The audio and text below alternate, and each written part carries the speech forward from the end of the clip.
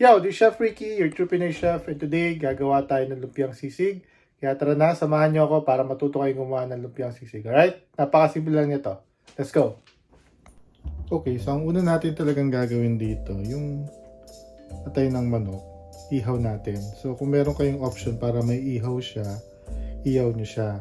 Pero ako, wala akong option na ihawin, i-grill ko na lang siya, no?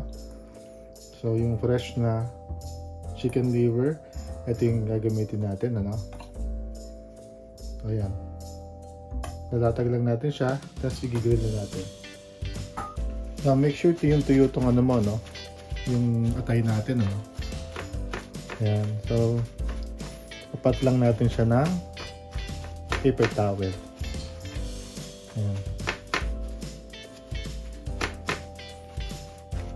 Okay. Alright. So, pwede nyo rin i-oven, ano? Kung walang ihawan, walang pang-grill. Ayan.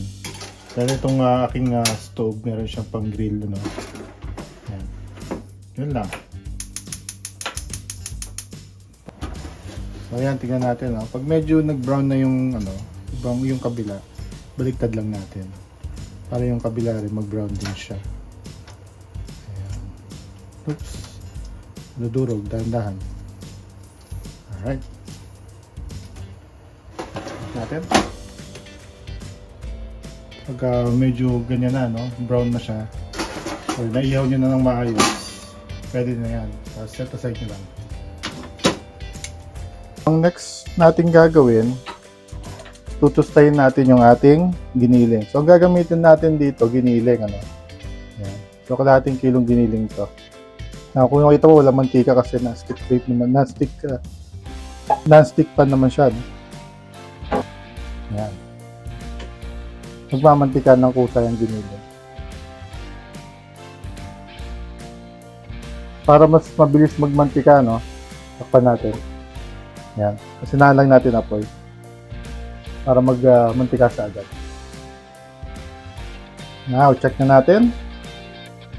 Yan. So, yun na siya. Nagsabaw na siya, no? Yan. Ano lang natin siya ng konti. Pag-iwalay yun lang. Tapos, lagyan natin ng half tablespoon ng salt. Lagyan din natin ng paminta.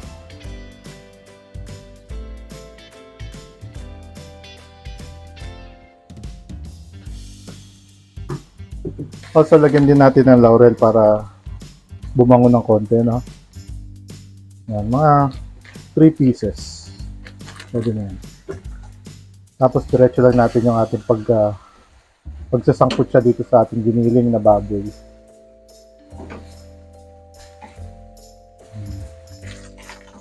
Ayan. So, ang gagawin lang talaga natin dyan, nahaluin lang natin ng haluin hanggang sa ma-toasted siya ng konti, no?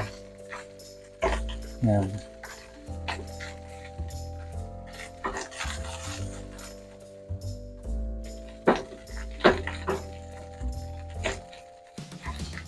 So, pagka medyo kontento na kayo, meron ng konting brown. Yan, na-toasted na yan. So, nasangkot siya ng maigi yung ating giniling. Okay. Tapos, medyo natuyo na rin, ano? Kita mo, wala na rin sabaw niya, wala na. Natuyo na yung sabaw. Pwede na yan. Alright. Transfer lang natin to sa pag-anuhan natin, pagtitimplahan natin. So, hayaan muna natin siyang lumamig ng bahagya bago natin ilagay yung ibang mga ingredients nito, no? Ayan. So, make sure lang walang langis, ano katulad dito, no? Hindi na siya nagsabaw, so tuyo siya. Okay? Okay, at this point, tanggalin na natin yung ano, no? Ilagay natin laurel. Ayan, hindi na natin kailangan yun. Ayan, so, make sure talaga na bilang mo yung laurel na gagamitin mo para madali mo matanggal. Okay? So, lalagay natin yung mga iba pang ingredients sa giniling, ano? Siyempre, lalagay natin ng siling green. Ayan.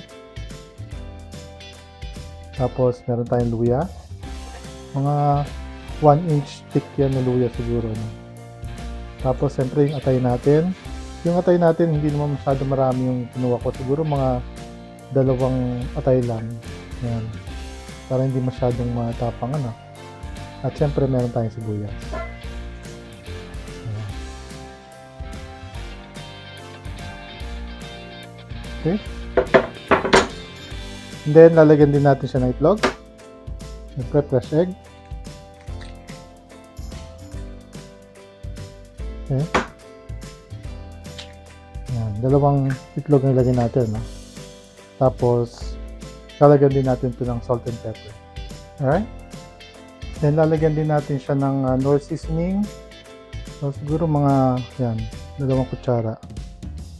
Pwede na yan. Pampalasa lang yan, ano? Kung wala naman kayo Knorr seasoning, pwede naman din toyo. Okay? Tapos, halu-haluin lang natin. Hanggang sa mag-blend na lahat ng ating mixture. Okay?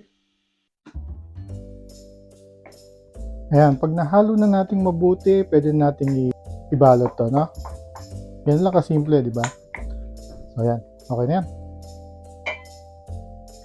Alright, so mag-start na tayo magbalot. Ang gamit natin pambalot is yung mga square na pambalot, no? Wala tayo ng style ng katulad sa Pilipinas na pabilog. Pero alam nyo ba, ang ginagamit namin kahit sa nung nagtatrabaho pa ako sa isang fast food sa Pilipinas, gumagawa kami doon ng lumpia. Ang ginagamit din namin na yung bilog na pambalot namin, ginagawa rin namin square. So, para mas maganda siya. Ayan. Ayan. Ganyan lang karami. Pwede na siguro yan, ano? Ayan. Ayan. Ayan. Tapos, meron tayo dito ng tubig, ano?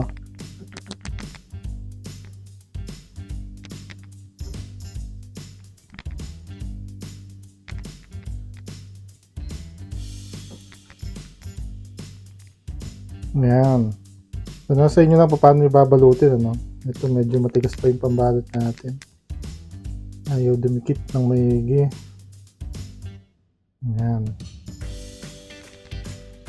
Isa pa. Meron pa tayo ng isa. So, kanya-kanya naman tayo ng ways ng pagbabalot ng lumpia, no? Basta, pag square, ang gagamitin nyo, ganito, no? Siguro, yan. Bigay ko mga 2 kutsara yung mixture natin. Yan.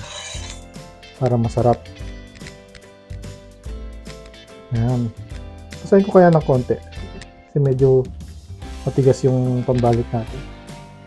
Tagal na kasi sarap to, no? Pero, pwede pa yan. Yan. Ganyan lang, ano? Magbalot. Para hindi gutya-gutya.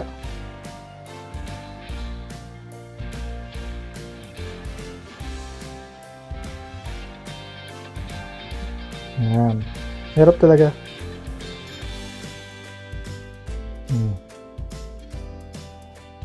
Yan, ano? Hindi na siya, no? Oh, uniform, oh. Diba? Isa pa, para siguradong uniform talaga siya. Tapos, skip na natin. Magpiprito na tayo. So, 2 kutsara. Yan.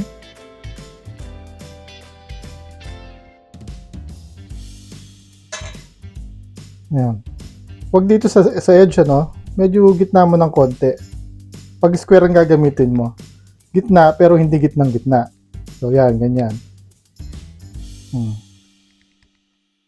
Tapos, ipipress mo dito para mailagay mo to dyan. Dito rin. Press mo dyan, sa gilid, para mailagay mo to doon. Tapos, saka mo siya, i-roll. Ayan. Basahin mo na kaagad yan para tumikit.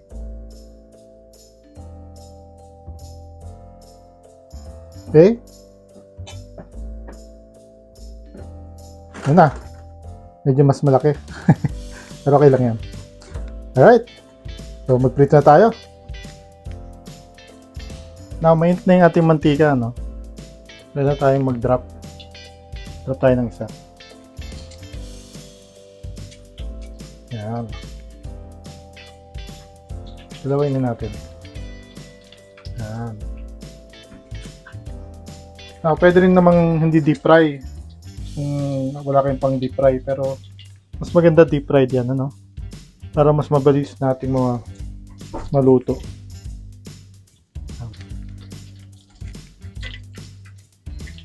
Yan, kasya 5. Kasya 6. Ito pa. 6 na. Yan.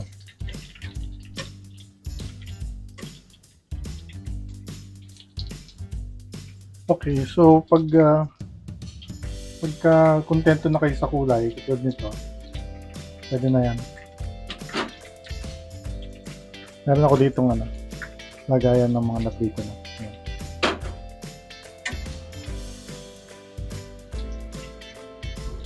Ayan. Pwede yan. Ito na. Yung ating lumpia. So, 10 pieces lang muna yung ginawa natin. Pero yung mixture natin, pwede magagawa to ng at least 20 pieces. Alright? So, taste test na tayo. Alright, so tikiman time na tayo. No? Ito na yung lumpiang sisig na ginawa natin. Ito siya. Yan.